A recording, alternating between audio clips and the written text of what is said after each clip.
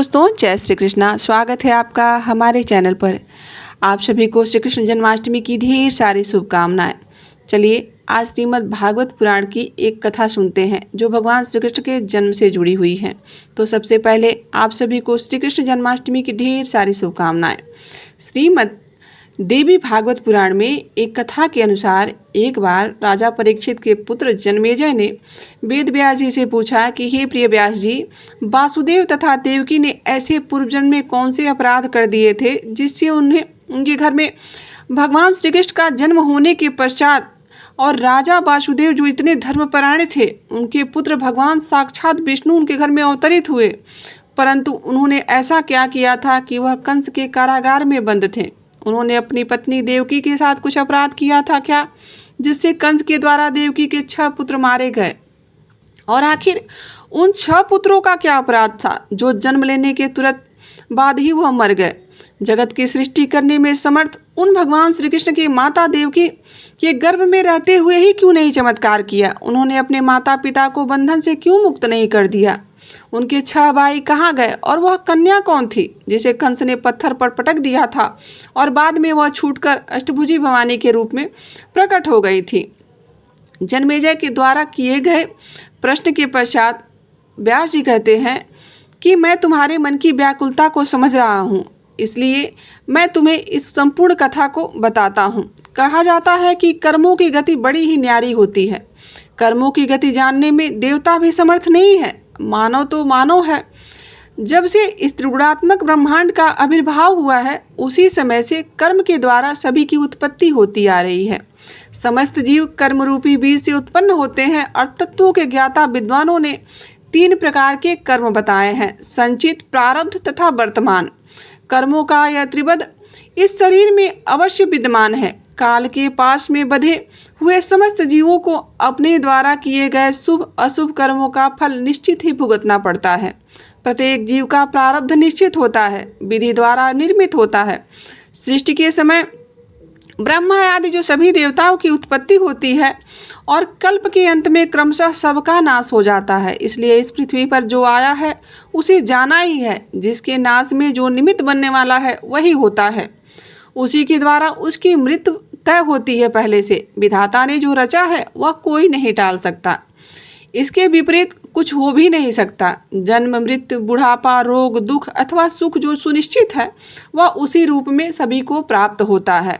इसके विपरीत दूसरा सिद्धांत यह है कि रोग, दोष आदि जो भाव स्वर्ग में भी होते हैं और इस प्रकार इस भाव से देवता और मनुष्य, पशु, पक्षी सभी में यह विद्यमान होते हैं। पूर्व जन्म में किए हुए बैर तथा स्नेह के कारण यह समस्त विकार शरीर के साथ सदा संलग्न रहते हैं और सभी के अंदर और बाहर यह पलता रहता है। जगत का कारण है और इस प्रकार से होता ही है। भगवान विष्णु भी अपनी इच्छा से जन्म लेने के लिए स्वतंत्र होते तो वे अनेक प्रकार के सुखों व वैकुंठपुरी का निवास छोड़कर निम्न योनियों अर्थात मत्स्य, कूर्म, बाराह, वामन इत्यादि जन्मों में अवतार नहीं लेते। ब्रह्मा आदि सभी देवता भी कर्म के वश में हैं और अपने किए कर्मों के फलस्वरूप सुख दुख प्राप्त करते हैं। प्रत्यक्ष दिखाई देने वाले सूर्य और चंद्र कर्म से नियमित रूप से परिभ्रमण करते हैं तथा सबको सुख प्रदान करते हैं, किंतु उनके शत्रु राहु के द्वारा उन्हें होने वाली पीड़ा दूर तो नहीं होती। सूर्यपुत्र सनेशमंद और चंद्रमा क्षय रोग से ग्रसित हो चुके हैं। बड़े बड़े देवताओं के विषय में भी विधि का विधान टाला नहीं जा सका है। भगवान विष्णु को रामा अवतार ग्रहण करके और वनवास का दारुण कष्ट भोगना ही पड़ा था। माता सीता का हरण, रावण के युद्ध में पत्नी परित्याग की असीम वेदना भी तो भगवान को सहनी पड़ी। उसी प्रकार से कृष्ण अवतार में बंदी गृह में जन्म, गोकुल गमन, गोचारण, कंस वध और फिर द्वारका के लिए प्रस्थान, इसी प्रकार की अनेक सांसारिक दुखों को भोगना पड़ा। रामावतार के समय देवता कर्म बंधन के कारण वानर बने रहे थे और कृष्ण अवतार में श्री कृष्ण की सहायता के लिए देवता यादव बनकर जन्म लिए थे। वसुदेव तथा देवकी के ऐसे कौन से पूर्व जन्म के कर्म थे जिसे उन्हें यहाँ परमात्मा भगवान श्री कृष्ण का जन्म हुआ था? स्वयं मनवंतर में जब माता देवकी का पहला जन्म हुआ था उस समय उनका नाम कृष्णा तथा वासुदेव जो थे उनका नाम सुप्ता नामक प्रजापति था। दोनों ने संतान प्राप्ति की अभिलाषा से सूखे पत्ते खाकर कभी हवा पीकर तो देवताओं की 12,000 वर्ष तक तपस्या की थी। उन्होंने अपने इंद्रियों को अपने वश में करके रखा था।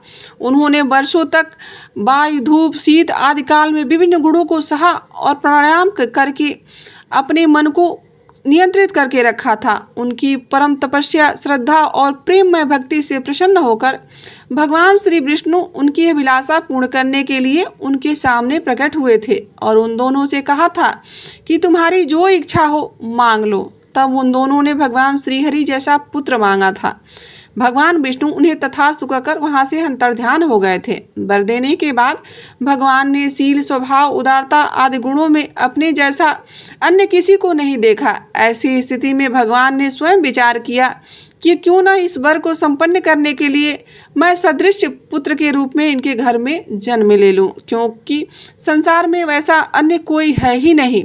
किसी को कोई वस्तु देने की प्रतिज्ञा करने पर उसे पूरी कर सके, उसके सामने तिगुनी वस्तु देने के बराबर भी होती है।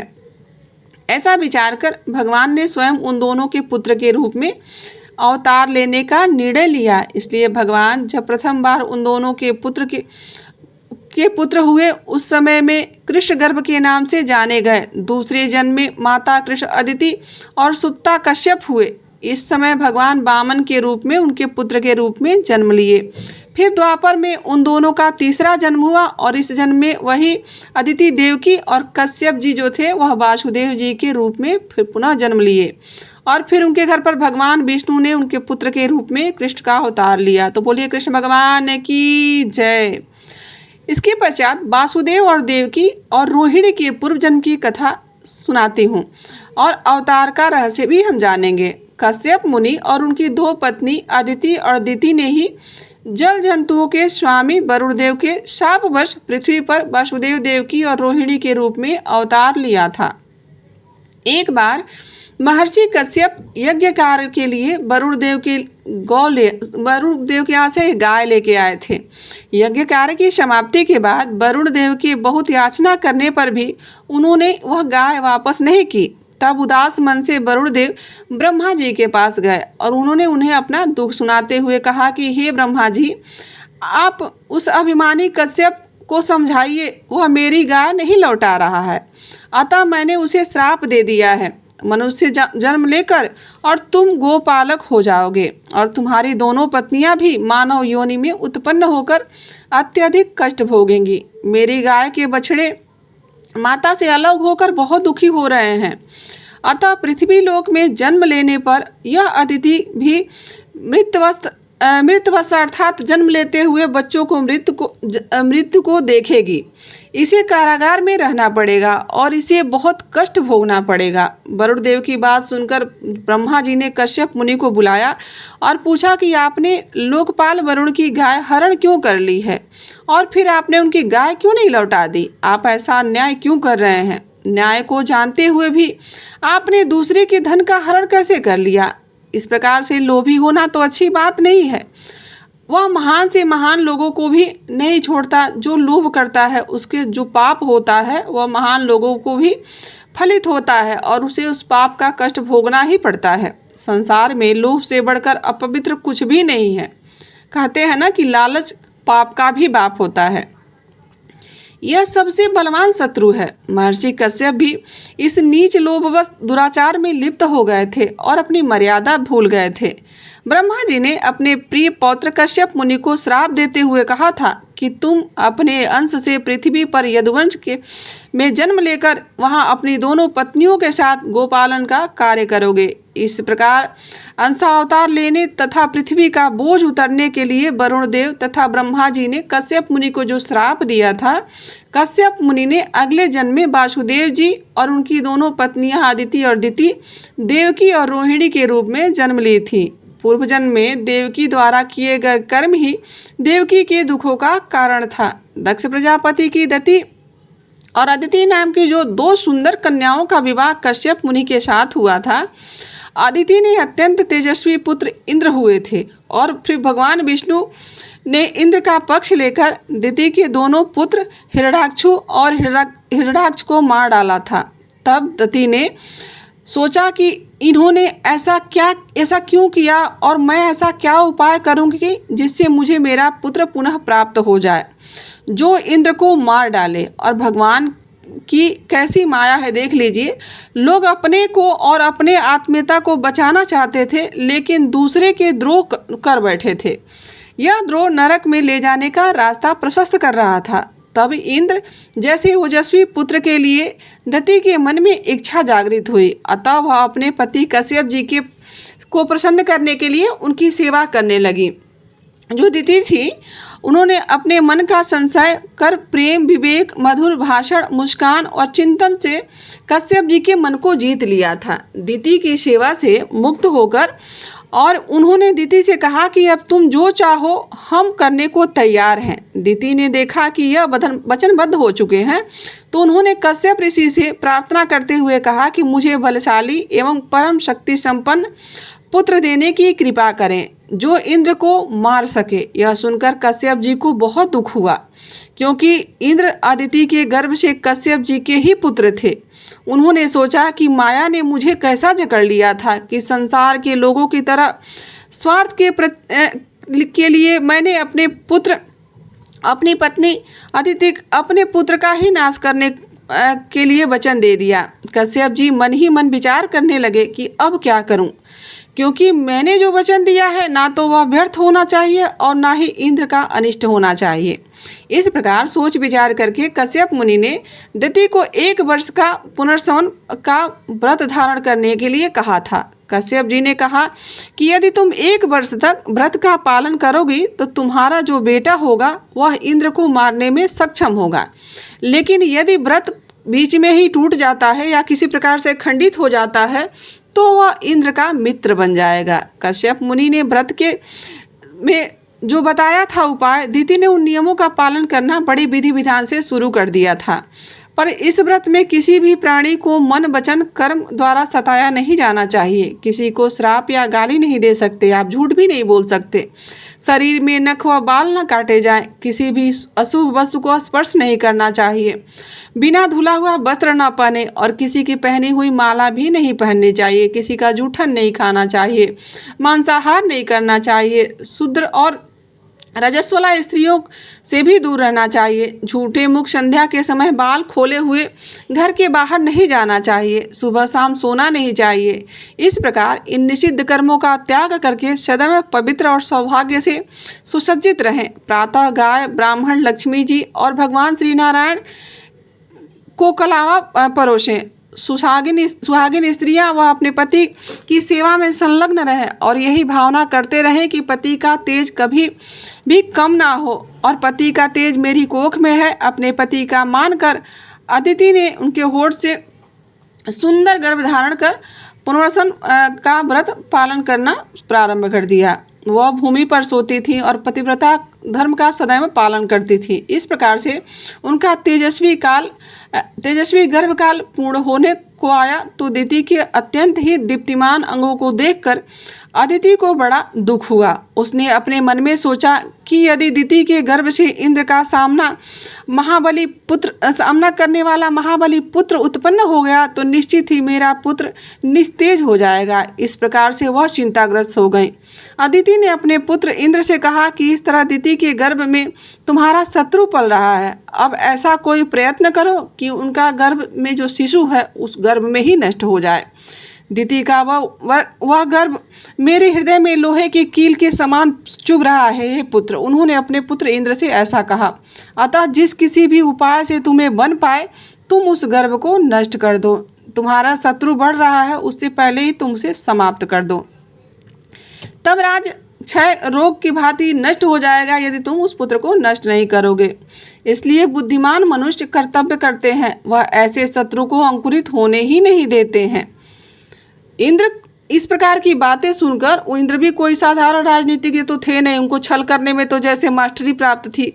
अपनी माता की बात मानकर इंद्रनी मन ही मन उपाय सोचने लगे। अपनी सौतेली माँ के पास गए और उस पाप बुद्धि इंद्र ने उनके ऊपर मधुर किंतु भीतर से विष पाली हुई वाणी से विनम्रता पूर्वक दिति से कहा कि हे माता, व्रत के कारण आप अत्यंत दुर्बल हो गई हैं, अतः मैं आपकी सेवा करना चाहता हूँ। जिस प्रकार से बहेलिए हिरण को मारने के लिए हिरण जैसी सूरत बनाकर उसके पास जाता है, वैसे ही कपटी इंद्र ने भी कपट का वेश धारण करके उस धर्मपरायण और व्रतपरायण दिति के व्रत पालन की त्रुटि पकड़ने के लिए उनकी सेवा करने लगा। एक दिन व्रत के नियमों का पालन करते हुए वह बहुत दुर्बल हो गई थी। दिति से इंद्र ने कहा कि हे माता, मैं आपके चरण दबाऊंगा, क्योंकि बड़ों की सेवा करना मनुष्य के लिए बड़ा ही शुभ फल देने वाला होता है। ऐसा कहकर इंद्र ने उनके दोनों चरण पकड़कर दबाने लगे। चरण दबाने से दिति को बहुत सुख प्राप्त हो रहा था और वह सोने लगी। उस दिन वह पैर धोना भूल गई थी और बाल खुले ही रखकर सो गई थी। दिति की नींद में वशीभूत देखकर इंद्र योग बल से अत्यंत सूक्ष्म रूप बनाकर हाथ से शस्त्र लेकर और बड़ी सावधानी से दिति के उदर में प्रवेश कर गया और वज्र से उस गर्भ में जो बालक पल रहा था उसके 7 टुकड़े उसने कर दिए। तब ये 7 टुकड़े सूर्य के समान तेजस्वी 7 कुमारों के रूप में परिणित हो गया था। वज्र के आघात से गर्भावस्था शिशु जो था वह अंदर ही रोने लगा। तब दानव शत्रु इंद्र ने उसे मारकर और उस अवस्था में उसे बाहर कर दिया। फिर इंद्र ने उन 7 टुकड़ों को 7 टुकड़े और कर दिए। इस प्रकार से 49 कुमारों के रूप में वह परिवर्तित हो गए और वह जोर जोर से रोने लगे। तब उन सबों ने हाथ जोड़कर इंद्र से कहा कि देवराज, तुम हमें क्यों मार रहे हो? हम तो तुम्हारे भाई हैं। इंद्र ने मन में सोचा कि निश्चय ही यह सौतेला भाई मुझे जन्म लेने के बाद मुझे मार ही देगा, और फिर उसने वज्र से मारे जाने से उनका विनाश मैं क्यों न कर दूं। यह एक से अनेक हो गए, फिर भी उदर की रक्षा हो रही है। इससे संदेह नहीं है कि ये अवश्य ही कोई देवता है। जब वह रो रहे थे उस समय मैंने उस गर्भ में बालकों को ही मारकर चुप कराया था, इसलिए वह मरुदंग नाम से भी प्रसिद्ध हुए थे। इंद्र ने सौतेली माँ के पुत्र के साथ जो शत्रु व्यवहार किया था उन्हें सौपाई अर्थात सोमरस का पान करने वाले देवता बना लिया था। छली इंद्र द्वारा अपने गर्भ की विकृत किए जाना देखकर दिति जाग गई और दुखी होकर क्रोध करने लगी। यह सब मेरी बहन अदिति द्वारा करवाया गया है। ऐसा जानकर दिति ने कुपित होकर अदिति और इंद्र दोनों को श्राप दे दिया कि हे इंद्र, छल पूर्वक मेरे गर्भ को छिन्न भिन्न जो तुमने किया है, इसलिए उसका त्रिभुवन का राज स्वयं ही शीघ्र ही तुम्हारा त्रिभुवन का राज भी छिन्न भिन्न होकर नष्ट हो जाएगा। जिस प्रकार पापड़ी अदिति ने गुप्त पाप के द्वारा मेरे गर्भ को नष्ट करने का प्रयास किया है, उसी प्रकार उसके पुत्र भी क्रमशः उत्पन्न होते ही नष्ट हो जाएंगे और वह पुत्र शोक से अत्यंत चिंतित होकर कारावास में जीवन व्यतीत करेगी।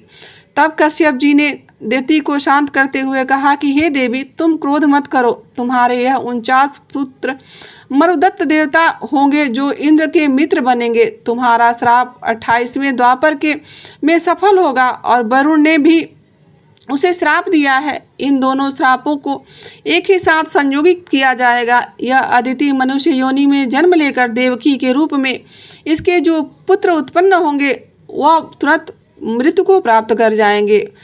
माया की प्रबलता को देखिए। ये दोनों श्रापों का परिणाम था कि यह अदिति मनुष्य योनि में जन्म लेकर देवकी के रूप में उत्पन्न हुई और फिर उसके पश्चात उन्होंने अपने पुत्रों को जन्म दिया और एक एक करके उनके पुत्र मरते रहे। और फिर उस समय तीनों लोग के जो स्वामी इंद्र ने जब ऐसा निंदनीय कर्म जो किया था, फिर कौन मनुष्य पाप नहीं करेगा। यदि आप ईश्वर और मनुष्य की तुलना करें तो कहाँ ईश्वर और कहाँ मनुष्य। यदि ईश्वर इस प्रकार के देवता इस प्रकार के अधर्म कार्य करते हैं तो भाई मनुष्य तो मनुष्य है। ब्रह्मा से लेकर तृण पर्यंत संस्थापक जगत सभी प्राणी माया के वशीभूत रहते हैं और वह माया उनके साथ क्रीड़ा करती रहती है। यह माया सभी को मोह में डाल देती है और जगत में निरंतर विकार उत्पन्न करती रहती है। वेदों में कहा गया है कि सत्वगुण से सभी देवता, रजोगुण से मनुष्य तथा तमोगुण से पशु पक्षी आदि जीव उत्पन्न होते हैं। अतः जब सत्वगुण से उत्पन्न देवता में भी निरंतर आपस में बैर भाव चलता रहता है, तब पशु पक्षी में भी परस्पर जाति बैर उत्पन्न होते रहते हैं। इसमें क्या आश्चर्य करने वाली बात है। देवता भी सदा संतुष्ट ही रहते हैं और एक दूसरे से द्वेष भाव करते रहते हैं। चंद्र ने जानबूझकर अपने गुरु बृहस्पति की पत्नी का बलपूर्वक हरण कर लिया था और उसी प्रकार से इंद्र ने भी तो महर्षि गौतम की पत्नी के साथ अनाचार किया था। जगतपति भगवान विष्णु ने वामन रूप धारण करके राजा बलि के साथ छल किया था, लेकिन विजय राजा बलि ने की ही तो हुई थी, जिन्होंने समस्त भूमंडल का दान कर दिया था। भगवान विष्णु जो त्रिविक्रम कहलाते थे, छलने के लिए वामन अर्थात बौना का रूप क्यों धारण किया था? राजा बलि का द्वारपाल बनना पड़ा बाद में तो उनको। ब्रह्मा जी भी भेदकर्ता और जगत की सृष्टि करने वाले हैं, किंतु वह भी तो देवी सरस्वती के तरफ देखकर विफल हो गए थे और कुछ ऐसा अनाचार करने का प्रयास किया था। जब शिवजी की भार्या देवी सती दक्ष के यज्ञ में जलकर भस्म हो गई, तब लोगों का दुख दूर करने के हुए शिवजी भी तो शोक संतप्त हो गए थे और कामाग्नि से जलते हुए यमुना नदी में कूद पड़े थे। तब उनके ताप के कारण यमुना जी का जल श्याम वर्ण का हो गया था।